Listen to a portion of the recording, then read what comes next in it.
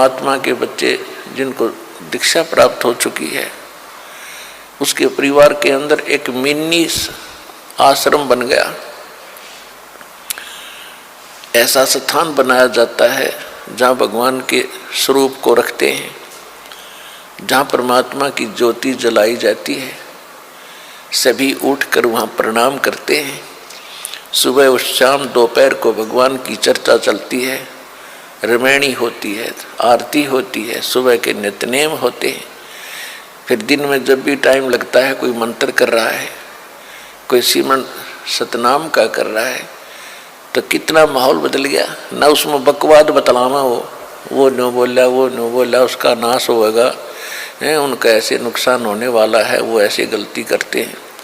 तो इस तरह की बकवादें बतला के उस परिवार, उस घर के अंदर हम ये कुविचार छोड़ देते थे। फिर वो कुविचार हमारे मस्तिष्क में टकराते रहते थे, हमें डिस्टर्ब रखते थे, शांति नहीं होने देते हैं। और जब परमात्मा की महिमा और अमृतवाणी जब स्टार्ट होती है तो कुविचार ऊपर चले जाते हैं और सुविचार उस घर में धीरे धीरे स्थापित होने लग जाते हैं। फिर घर में शांति शुरू हो जाती है। ये तरीका है। अब कहीं भी परमात्मा की चर्चा नहीं। सुबह उठते या तो न्यूज़पेपर पढ़ देंगे जिनमें कोरी झूठ बकवाद भर रखी होती है, समाचार पत्र, या टीवी चलाएंगे, समाचार सुन लेते हैं, सारे दिन बकवाद गड़े, या फिर फिल्म देखेंगे। तो जब तक प्राणी के पूर्व जन्म के शुभ संस्कार चलते हैं तब तक वो कुछ भी करता रहे, और सपने में भी भगवान याद ना करो, उसको सारे सुख मिल रहे होते हैं। तो संसार ये देखता रहता है, भक्त भी डिस्टर्ब हो जाते हैं कि हम भक्ति भी कर रहे हैं, हमें आपत्तियों का फिर भी कोई ना कोई सामना करना पड़ जाता है, और दूसरा व्यक्ति सारा दिन बकवाद करते हैं, शराब पीते हैं, ताश खेलते हैं, राजनीति में बड़े रहते हैं, और कोई भी बुरे काम की कोई टाल नहीं उनके, और वो फिर भी सुखी है। तो इसको देखकर विचलित ना होना, परमात्मा के बताए इस पॉइंटों को, बिंदुओं को ध्यान से सोचना। कहते वो पिछले जन्म के पुण्यकर्मी प्राणी हैं, और जब तक उनके पुण्य चलेंगे वो कितने को वध करो, उनको कोई हानि होने वाली नहीं है। और जब उनके पुण्य समाप्त होंगे फिर पाप कर्मों का दौर शुरू होगा। फिर देखना उनके घर में के कैर टूटेंगे, और आप के ऊपर भक्ति करते करते भी दिक्कत आ रही है, तो अगर भक्ति ना करते तो आपका तो सर्वनाश हो जाना था। विचार कीजिए, जैसे आप जी ने सर्दी के मौसम में कंबल ले रखा है या स्वेटर पहन रखी है और सर्दी फिर भी लग रही है, तो ये ना सोचना कि आप उस स्वेटर ने आपका बचाव नहीं कर रखा। अब जैसे यहाँ भक्त कई कहते हैं जी हमने पाठ भी करवा लिया, जोत भी बोल दी, चौथी हाजरी भी लग गई, अभी तक हमें कोई विशेष लाभ नहीं हो पा रहा। ये तो हो ही नहीं सकता कि जब आप इतना कर्म कर रहे हो भक्ति का तो कोई लाभ ना हो। ये तो आपकी अनजान सोच है, बालक बुद्धि है।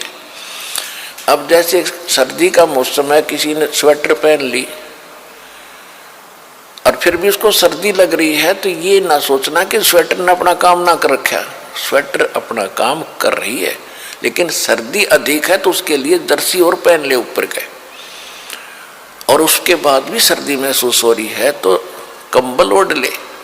यानी ये नहीं है कि ये कहना कि मैंने जर्सी भी पहन ली फिर भी सर्दी का लग रही हाथ पैरों को, तो ये तो अनजान व्यक्ति कहेगा जिसने इस प्रोसेस का पता नहीं, भगवान के मार्ग का ज्ञान नहीं। तो जो आप पुण्य कर रहे हो और विधिवत कर रहे हो, पूरी विधि यहाँ पर प्राप्त है। गुरु जी के बिना दान करना व्यर्थ है। आप जी को सतगुरु मिले, आप जी को विधि मिली है, आपको पूर्ण परमात्मा मिला है, पूर्ण परमात्मा का मार्ग मिला, सत भक्ति मिली है, और फिर आप साधनाएं सही कर रहे हो, तो आप ये ना सोचना कि आपको लाभ नहीं हो रहा। आपके पाप कर्मों की सर्दी घनी है, और ये करते करते भी कहीं ना कहीं से थोड़ी बहुत ठंड महसूस हो रही है।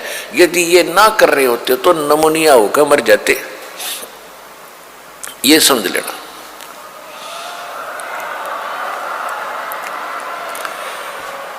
तो इस तरह आप जी ने अपने इस भक्ति सफर को डिस्टर्ब नहीं होने देना। जो मार्ग बता दिया इस पर चलते रहना, घर पहुंच जाओगे, सारे सुख होंगे, यानी अपने सतलोक चले जाओगे और यहाँ भी राहत बहुत मिलेगी। तो इसी प्रकार जो ऐसा कहते हैं वो बालक है, और फिर ये सोचे कि हम भक्ति भी कर रहे हैं, दूसरा कुछ भी नहीं करता, उसके ठाठ हो रहे हैं, तो वो भी आप इस ज्ञान से सोचना कि जब बैटरी किसी ने चार्ज कर रखी है इन्वर्टर की और आगे चार्ज है नहीं, उनके पास लाइट कनेक्शन नहीं है और उनकी बैटरी, फिर भी उनके पंखे चल रहे हैं, बल्ब भी जग रहे हैं, तो इससे अंडरस्टूड है, अनजान से अनजान व्यक्ति आजकल समझ सकता है कि वो बैटरी कितने दिन चलेगी। एक दिन एंड होगा और फिर अंधेरे में बैठेंगे, वे गर्मी में मरेंगे।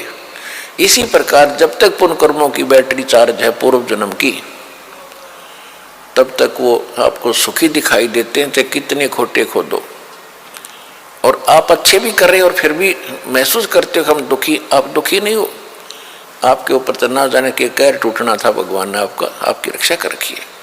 तो इस करके संसार की तरफ ना देख करके परमात्मा के इस ज्ञान को आधार बना के इस भक्ति मार्ग पे चलना।